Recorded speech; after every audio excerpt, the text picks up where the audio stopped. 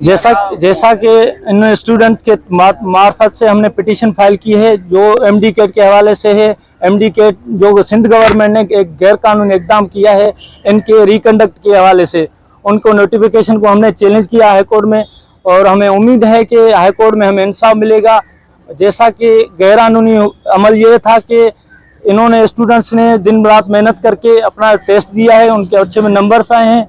उनको जिनके जो फेल हो चुके हैं उन्होंने प्रोपेगेंडा करके उन्होंने कहा है कि इन्होंने प्रोपेगेंडा करके कहा है कि ये लीक वगैरह हुए हैं, तो पेशावर के केस के हवाले से उनको मिलाकर मिक्सअप करके इन्होंने केस दिया है जो सरासर गलत है। और इन बच्चों के साथ इंसाफ होना चाहिए जो दिन रात मेहनत करके अपना टेस्ट दिया है। और हमने हाई कोर्ट में यही पिटीशन दायर की है कि एमडी का जो टेस्ट का रिकंडक्ट है उसको चैलेंज किया है कि गैर कानूनी अमल है, और हम कोर्ट से उम्मीद करते हैं कि हमारे साथ इंसाफ होगा।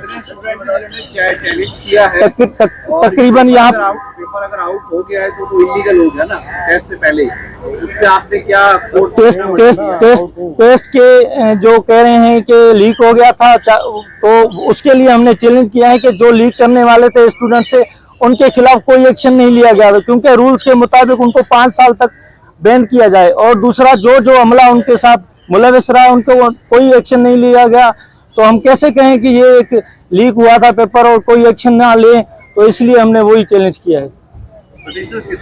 पिटिशनर्स यहाँ पे देखिए, जैसा कि हमने 2 पिटीशन फाइल किए हैं, एक में 11 पिटिशनर्स हैं और एक में 7 पिटिशनर्स जो आप जेर समात है आज।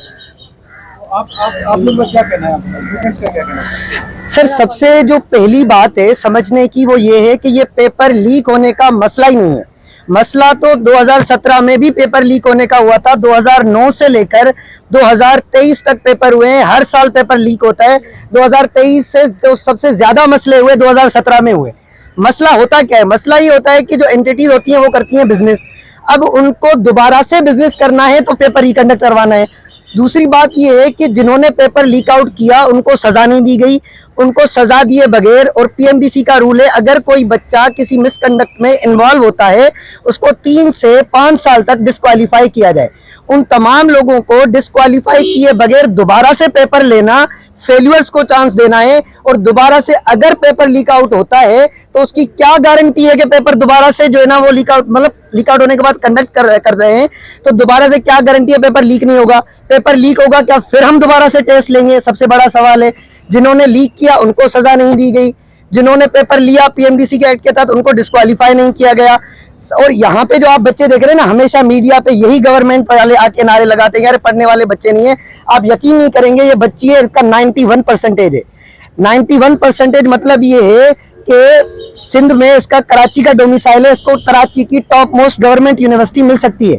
अगर ये चाहे तो इसको रेसिप्रोकल की federal medical and dental college की सीट मिल सकती है। अगर ये बीडीएस लेना चाहे तो फातिमा जिन्ना डेंटल कॉलेज इस्लामाबाद मिल सकता है। कहने का क्या मतलब है? कहने का मतलब है कि इन बच्चों ने 18 घंटे मेहनत की है 24 घंटों में से। ना इन्होंने पेपर लीक आउट किया है, ना इन्होंने पेपर लीक आउट किया है, ना इन्होंने चीटिंग की है, ना पेपर लिया है, लेकिन मेहनत के सितम हम क्यों झेलें?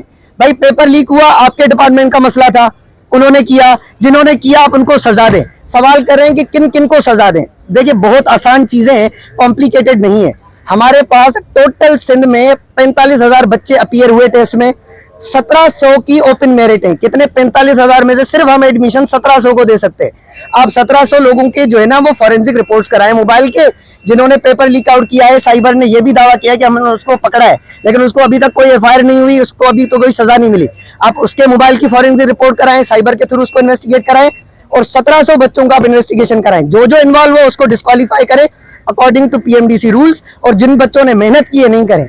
एक और पॉइंट जो कि अहम हम यहाँ पे कहना चाहते हैं कि जिन बच्चों को पेपर मिला है वो उंगलियों पर गिनने जितने हुए बच्चे हैं, उनकी वजह से हम फेल्यूअर्स को चांस दे रहे हैं और काबिल बच्चों को जहन में रख ही नहीं रहे।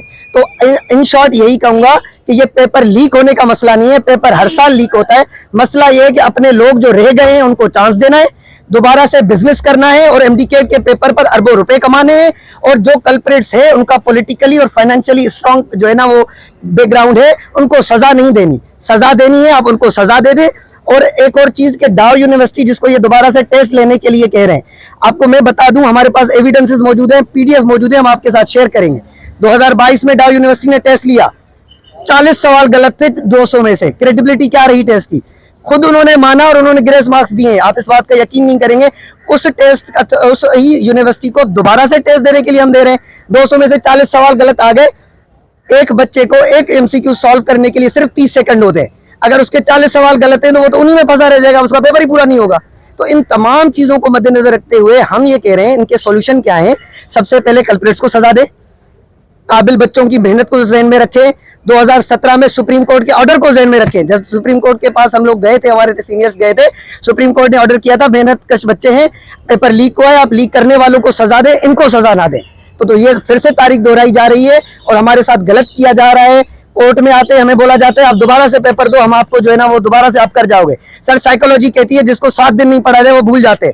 हम 65 चैप्टर जिसमें हमें पीएमडीसी 12 महीने देती है कि आप आए और आके आप जो है ना वो पेपर की तैयारी करें, हम 15 दिन में दोबारा से उनको रिवीजन नहीं कर सकते, हम तैयारी कैसे कर सकते? तो ये तमाम वो चीजें ऐसी हैं कि उनका जो है वो ख्याल किया जाए। और आप 45,000 बच्चों को ज़हन में ना लाएं, आपको एडमिशन सिर्फ 1700 को देना है। 1700 में से 550 बच्चों का डेटा मेरे पास मौजूद है, मैं आप लोगों के साथ शेयर करूंगा। बाकी का डेटा हमें जेएसएमयू दे सकता है, हम कोर्ट के थ्रू उस चीज को ऑर्डर करवाएंगे। साइबर को ऑर्डर करें, उनकी इन्वेस्टिगेशन 6 बंदों की टीम बनी हुई है, सही से तफ्तीश नहीं हुई, सही से तफ्तीश करें, कल्प्रिट्स को सजा दें, जो स्टूडेंट ने पेपर लिया है उनको सजा दे। आने वाले वक्त में पेपर लीक करने वाला भी सोचेगा, आने वाले वक्त में पेपर लेने वाला भी सोचेगा। अब सजा देने के बगैर अगर नहीं ऐसे करेंगे तो आज फिर दोबारा से पेपर रिकंडक्ट कराएंगे, दोबारा से पेपर लीक आउट होगा, फिर आप दोबारा से टेस्ट करेंगे। सजा दी जाए। 4 चीजें शामिल हैं सर। सबसे पहला ये कि आप टेस्ट का रिजल्ट को अनाउंस करें, जिनके हमारे पास फैक्ट्स हैं। दूसरा हमारे पास मौजूद है कि गवर्नमेंट केयर टेकर गवर्नमेंट है, इलेक्शन कमीशन के रूल्स के तहत और जो हमारे पास जो है कॉन्स्टिट्यूशन है उनके तहत इस गवर्नमेंट के पास कोई नहीं है। एक्ट 17, एक्ट 18, पीएमडीसी एक्ट 23, तीनों एक्ट के मुताबिक ये डोमेन पीएमडीसी का है और पीएमडीसी ने एक भी नोटिफिकेशन जारी नहीं किया कि हमने टेस्ट को मंसूख किया है और आप दोबारा से टेस्ट ले लें। खुद कर रहे हैं और इनके पास कोई आईनी अथॉरिटी नहीं है, इलेक्शन कमीशन के रूल्स के तहत अथॉरिटी नहीं है। गलत काम कर रहे हैं। क्यों कर रहे हैं? क्योंकि इनको कुछ हमारे जो कि यंग डॉक्टर्स एसोसिएशन के तो उसके बाद प्रेयर, तीसरी हमारी जो प्रेयर है वो यही है कि डाउ यूनिवर्सिटी को कंडक्टिंग अथॉरिटी ना बनाया जाए, क्योंकि उसके टेस्ट की क्रेडिबिलिटी पर हजारों सवाल है, हमारे पास प्रूफ्स मौजूद हैं। चौथी यही है कि इन स्टूडेंट जो तलबा है, इन तमाम लोगों के जो है वो मेहनत को, जिन्होंने 24 घंटे मेहनत की है, मेहनत को सामने रखते हुए इनको दिया जाए, वरना फिर हम लोग मेहनत करने के बजाय सुसाइड करने पर मजबूर हो जाएंगे। ये कि पेपर लीक हुआ, ये बात हमें बताई गई है जब आंसर कीज आ गई,